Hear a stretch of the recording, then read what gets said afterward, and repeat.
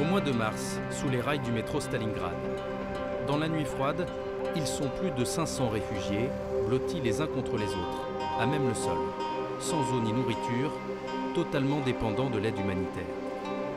Parmi eux, Sana, mère d'un bébé de 4 mois. Cela fait 2 jours qu'elle vit ici.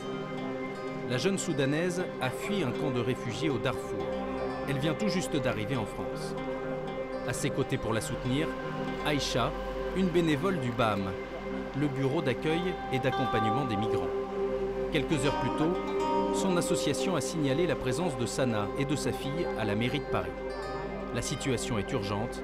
Les conditions de vie dans le campement sont désastreuses pour un nourrisson. D'ailleurs, il a de la fièvre. Dormir dans le campement, c'était impossible. J'avais du mal à donner le sein à ma fille ou à changer ses couches. Je ne pouvais pas la protéger de la fumée de cigarette. Il y avait des jeunes qui buvaient du whisky et j'avais très peur pour elle. Et puis il faisait très froid. Je la couvrais avec tout ce que je pouvais pour la protéger. Le lendemain matin, le campement se réveille sous une pluie battante. Une équipe de la mairie est venue chercher Sana avec un landau et des affaires pour le bébé. Elle va pouvoir dormir dans un hôtel social au sud de Paris pendant 3 jours.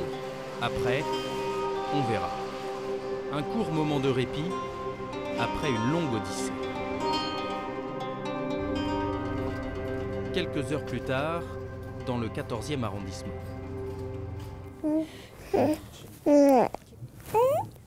L'exil de Sana a duré 1 an, un long voyage, au cours duquel elle a vécu l'enfer.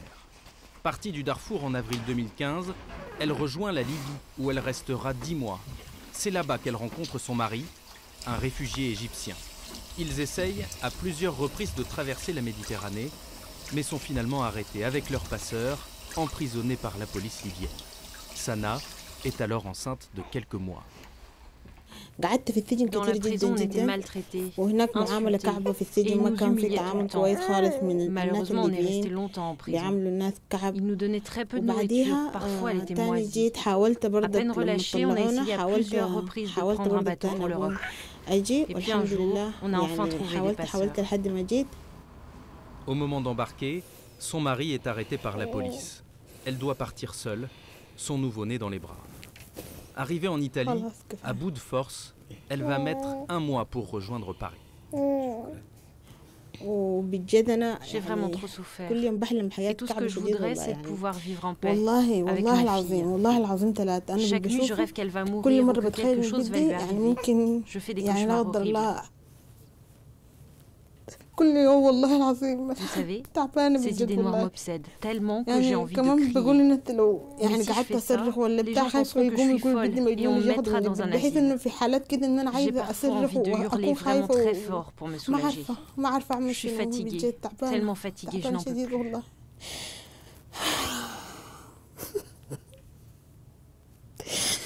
J'aimerais être libérée de tout ce que j'ai vu, de tout ce que j'ai vécu. J'aimerais vraiment me reposer.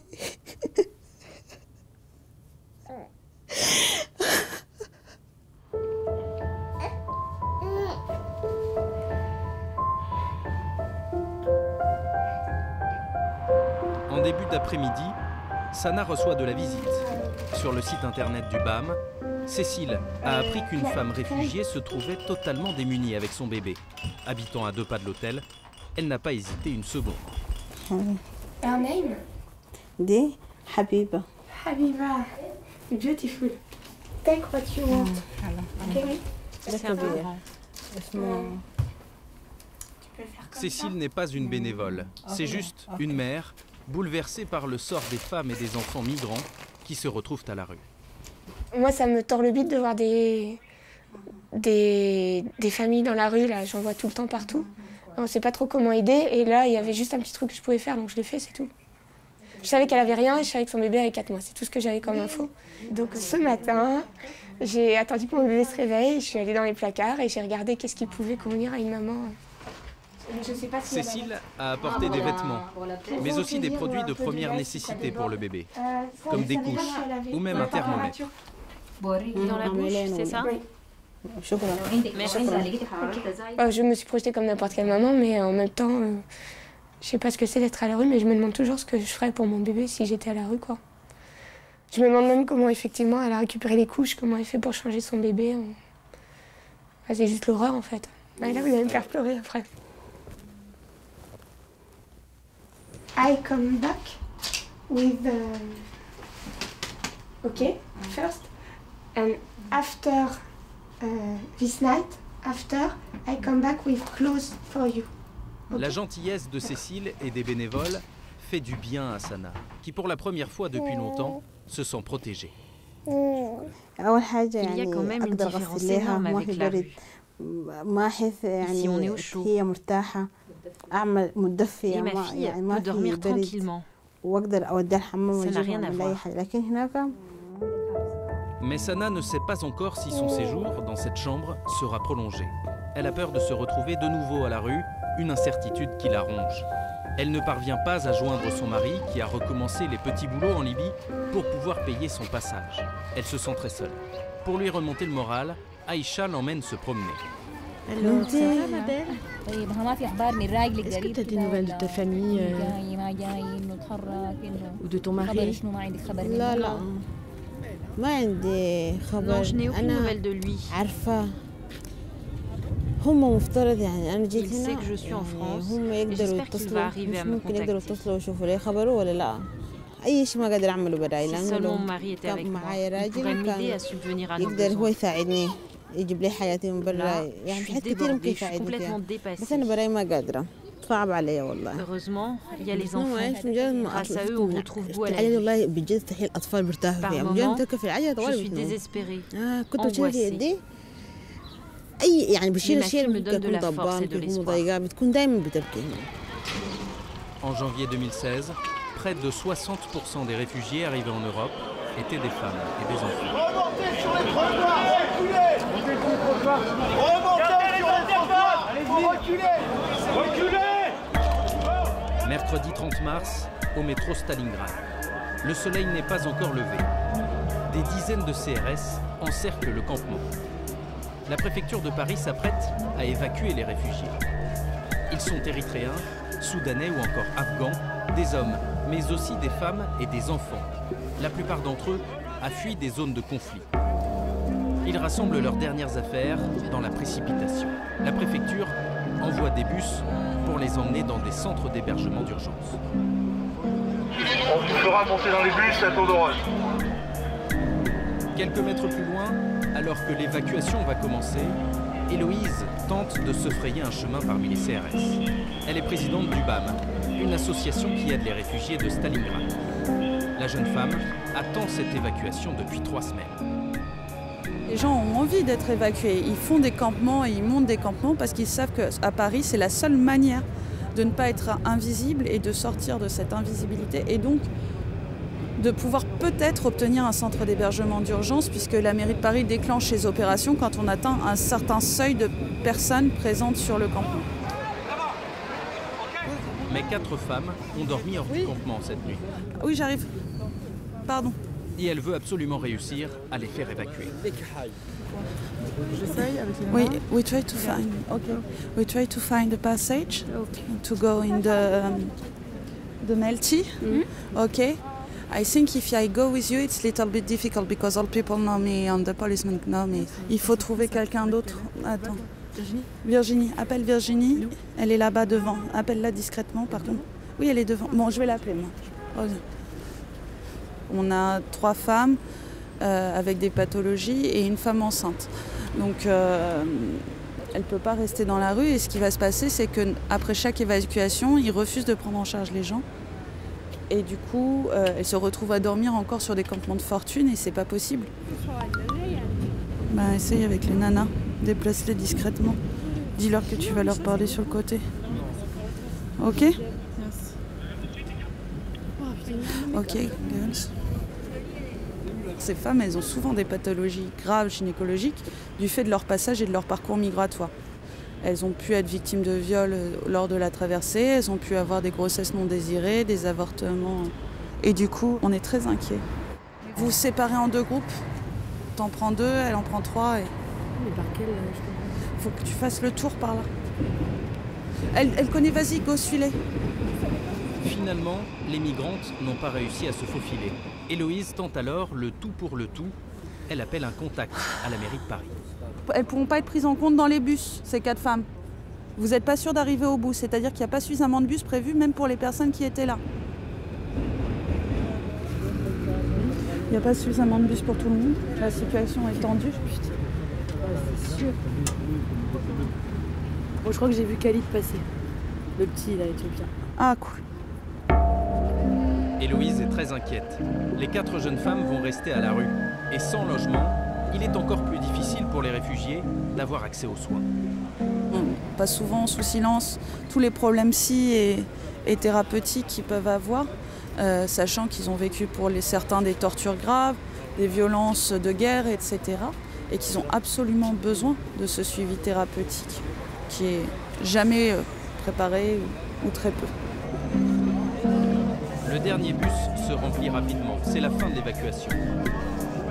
Plusieurs dizaines de réfugiés sont restés sur le carreau.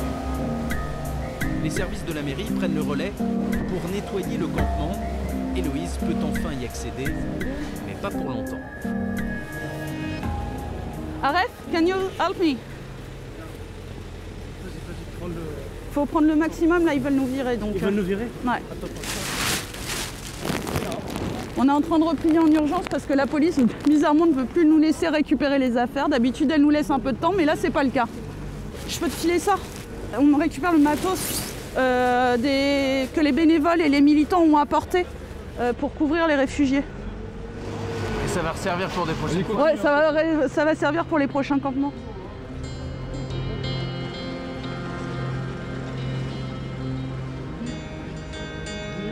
Donc il y avait 600 personnes qui dormaient ici. Il reste que les couvertures, les matelas. Héloïse n'a jamais vu ça. Après 3 semaines d'occupation, le lieu dévoile des conditions de vie indignes, en plein Paris. Nourriture avariée, déchets innombrables, une situation sanitaire alarmante. Les femmes étaient là et vous voyez les conditions dans lesquelles elles vivaient. Sous le métro aérien, vous entendez le bruit sans cesse, les voitures, les gaz d'échappement. Ce n'est pas des lieux de vie pour des enfants et pour des femmes enceintes. 985 migrants seront finalement pris en charge ce jour-là et placés dans 60 centres d'hébergement à Paris et dans toute l'Île-de-France. C'est à 20 km de Paris, dans cet hôtel de Champigny-sur-Marne, qu'a échoué la famille Husseini. Menacée par les talibans, Seyed, Nassima et leurs 4 enfants ont fui l'Afghanistan voilà 6 mois. Comme chaque semaine depuis leur arrivée, le couple défait sa valise. C'est quoi ça? Ah, du thé. Et ça, c'est le pantalon de Mohsen. Les affaires, ils les ont empaquetées quelques heures plus tôt dans cette même chambre, par crainte de devoir changer d'hôtel. Mais la réception vient de leur confirmer, ils pourront rester encore quelques jours. On est une semaine dans un endroit, l'autre semaine dans un autre. C'est pas comme si on changeait tous les mois d'hôtel. Ça serait supportable. Non, c'est des périodes de 4, 5 jours, une semaine tout au plus. C'est vraiment très difficile à vivre. Pris en charge par le SAMU social, les Husseini sont baladés d'hôtel en hôtel, faute de place.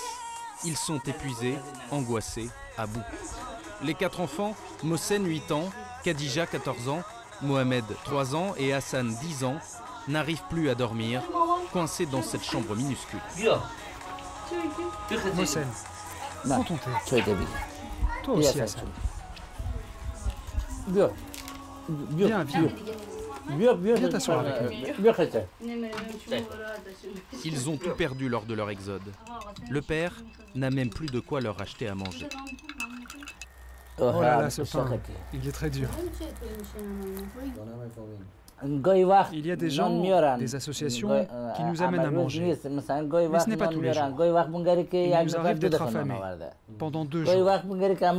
Aujourd'hui, par exemple, on ne sait pas si on aura des nourritures. Le couple n'aime pas évoquer le périple éprouvant qui a duré plusieurs mois. Les enfants, eux, ont réussi à sauver leur bien le plus précieux, leur tablette numérique. Hassan et son petit frère restent scotchés toute la journée à leur écran, seul moyen pour eux de s'évader. Mohsen, lui, n'y joue pas. Le jeune garçon est fan de football et il étouffe dans cette chambre d'hôtel, déraciné, privé de ses amis, de ses repères.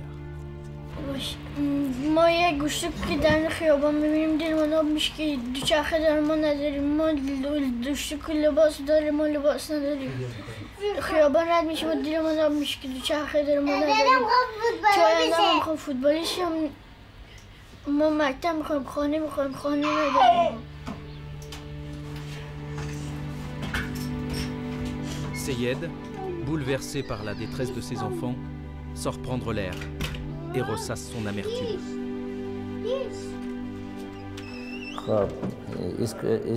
Vous voyez comme les enfants sont tristes. Je ne peux même pas leur acheter un ballon de foot. J'ai pas d'argent. Ça me fait tellement mal au cœur. Parfois le soir, quand je suis à l'hôtel, j'attends que les enfants dorment et je pleure. Je prie Dieu et je lui demande que les talibans soient anéantis. Les talibans ont marqué cet ancien garde du corps dans sa chair. Touché à la tête par un de leurs obus, Seyed a de gros problèmes de mémoire. À cela s'ajoute une hépatite et un ulcère contractés pendant le voyage. Mais il n'est pas pris en charge et il en souffre. Ce sont les militaires français en Afghanistan qui l'avaient fait rêver du pays des droits de l'homme. Et sa déception est grande. Tous nos amis, toute notre famille sont aux Pays-Bas. Ils nous ont dit, venez nous rejoindre. Mais nous, on a répondu non, on ira en France, parce qu'on aime ce pays. Mais je ne sais pas pourquoi le gouvernement français ne nous aide pas à trouver un logement. J'espérais que mes enfants pourraient aller à l'école et qu'on m'aiderait aussi à me soigner. Pourtant, tout enfant doit être scolarisé en France, c'est la loi. Et Seyed a le droit d'être soigné.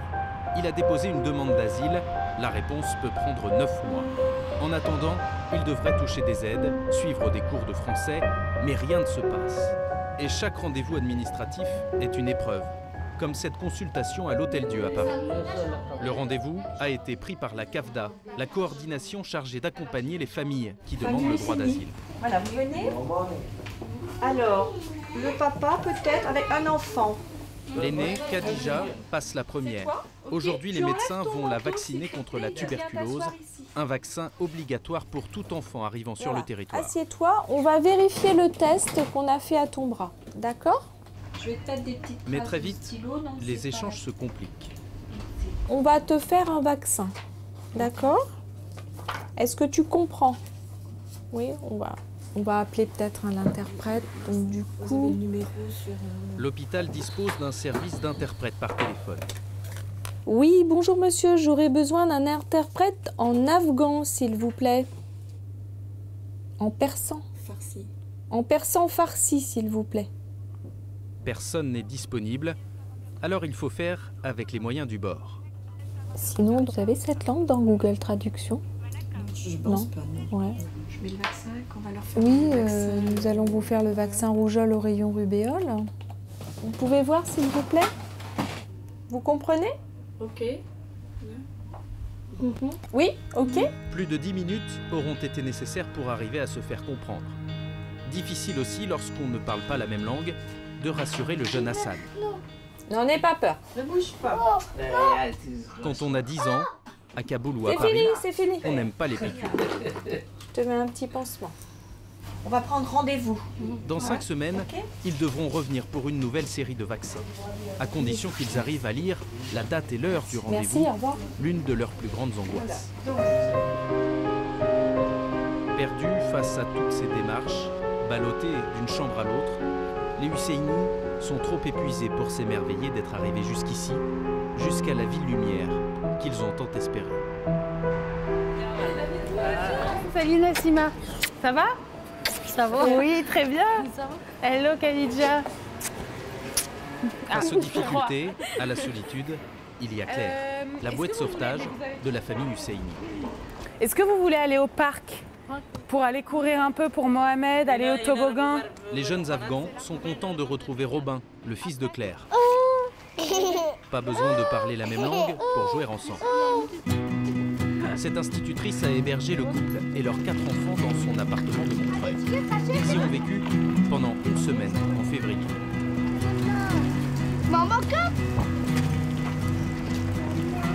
Mohamed, on va au toboggan. Viens. Regarde Mohamed, je vais te montrer. Regarde. Viens, regarde là. Regarde là. T'as vu le toboggan? Le mari de Claire, Thomas, rejoint la troupe. Le parc est un défouloir plutôt bienvenu pour les petits, après des jours enfermés dans leur chambre d'hôtel.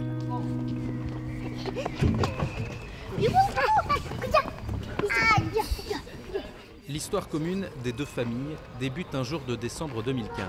Claire, membre d'un collectif d'aide aux réfugiés, entend parler de personnes en détresse.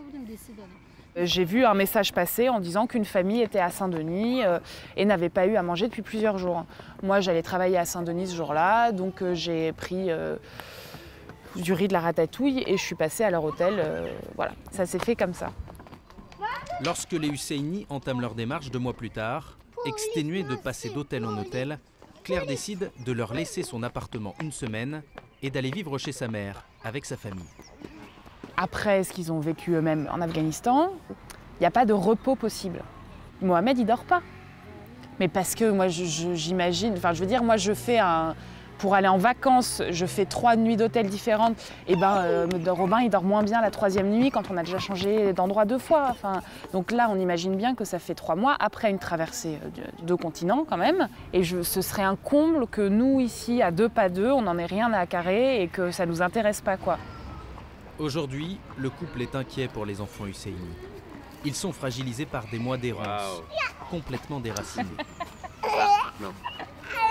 Alors, Thomas, le naturaliste, partage sa passion avec le jeune Mossad. Et donc là, alors regarde, il faut retrouver une fleur très très bien ouverte. Et si tu touches l'intérieur, tac, tu les vois bouger? Oui. Une jolie parenthèse, mais la réalité les rattrape. Hassan? Voilà. Au moment de partir, Hassan fait une crise d'angoisse. Des épisodes de plus en plus fréquents selon ses parents. Parfois, le garçon de 10 ans a même des accès de violence. Mais ce jour-là, sa mère arrive à le calmer. Claire et Thomas se sentent impuissants face à la détresse d'Hassan. Pourtant, leur aide est précieuse, moralement, mais aussi comme intermédiaire face à l'administration. Les Husseini s'inquiètent d'un rendez-vous médical qui tombe mal. Il est où le petit papier? Docteur. Tuesday. Mardi. Not tomorrow, no. Mardi. Mardi? Mardi, on doit changer d'hôtel. Mardi ou mercredi? Ah, c'est mardi? Angoissés par la complexité d'un système qui leur échappe et sans logement pérenne, ils ne peuvent rien prévoir ni entreprendre. Maybe hotel don't change. And in the morning, I will call the hotel. Ok, Nassima? Le soutien de Claire est un puissant réconfort qui permet à la famille de tenir bon. Je me sens chez moi ici. Regardez mes enfants, ils se sentent bien, ils sont éparpillés dans toutes les pièces, jusque dans la cuisine. Je considère cette famille comme ma propre famille. Claire est comme une sœur pour moi. Il y a des jours où je lui téléphone juste pour entendre sa voix. Même si je ne comprends pas sa langue, ça m'apaise. Tu ouvres, Hassan? Les Husseini ne sont pas les seuls à avoir bénéficié de la générosité de Claire et Thomas. Voici Aref, le dernier venu dans le foyer. Bonjour Sayed. Bonjour Aref, tu vas bien? Bonjour Hassan. Viens t'asseoir ici. Ce jeune Afghan de 24 ans a posé ses valises dans la chambre d'amis depuis quelques jours. Il connaît bien les Husseini pour les avoir aidés dans toutes leurs démarches. Menacé par les talibans, le jeune homme a dû fuir l'Afghanistan. Sa famille a été décimée et il ne lui reste qu'un petit frère dont il n'a aucune nouvelle depuis 2 ans. Vous savez, quand on n'a pas de problème, on ne quitte pas son pays. Regardez, moi par exemple, je voulais aller à l'université et finir mes études en Afghanistan. Je voulais me construire un avenir dans mon pays. Pas de complaisance apitoyée chez Claire. Elle sait juste que chacun a besoin d'un minimum de soutien pour rebondir. Il n'y a pas d'histoire d'assistanat et de... Voilà, il y a une situation qui fait que là, il y a besoin de ça. Et si on remplit ce besoin-là, et ben après, ça peut rouler quoi, assez vite. Si la démarche administrative ne laissait pas les réfugiés dans un no man's land, assez vite, en fait, c'est des gens comme vous et moi, quoi, qui se débrouillent, mais qui n'ont pas besoin de nous intrinsèquement, quoi. Voilà. Vient le moment des adieux. Hors de l'appartement, les Husseini seront à nouveau livrés à eux-mêmes. Ils reprennent le chemin de l'hôtel en espérant pouvoir, un jour, rendre l'hospitalité à cette famille française.